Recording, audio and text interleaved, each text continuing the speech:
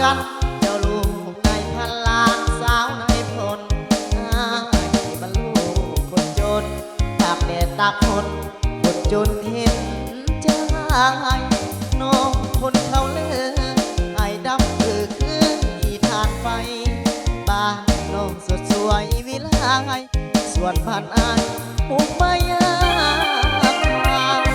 เจ้าที่รถเบนแต่อายเข็นรถถีบห่าง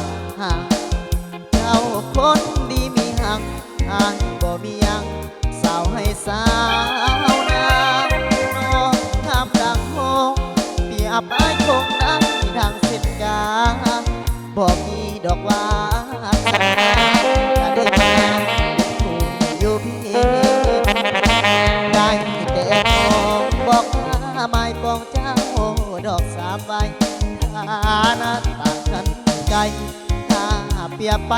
ปานฟ้ากับดินมองดุงสิ่งใหม่แต่ตัวอายยอมบ่นาไปปิดอาหารอยู่เพียงส่วนไอ้กินแทบป้าแดดพอเจ้านอนบนเตียงแต่อายมีเพียงฝากฟ้าไม่ไผ่เจ้าคนมีมากมายมีคนนับใส่มากมายกายก็เจ้าใส่แว่นเพแว่นไอมีเศษเล็กน้อยเบียบอายสิ้นปากกระบอกพูดจงห้องบ่มีมองไป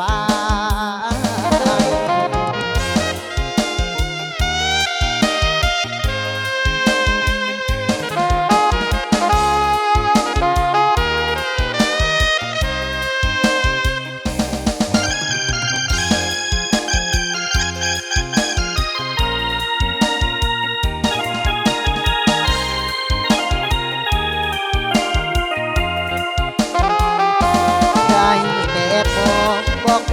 ไม่ปองเจ้าดอกสาไปต่างกันไกลถ้าเปรียบไปปานฟ้ากับนุ่งสิ่งใหม่แต่ตัวอายยอมพอนาเห็นไปปิดอาหารอยู่เพียงส่วนอายกินแต่ป้าแดดเจ้านอนบนเตียงแต่อายมีเพียงฝากฟ้าไม่คนมีมากมายมีคนหับใส่มากมายกายเจ้าใส่แว่นเพแว่นอายเฮเป็นเศษเล็กน้อยเบียบอายเส้นปากกับพองพูดจ้องมองบอกมีมองปา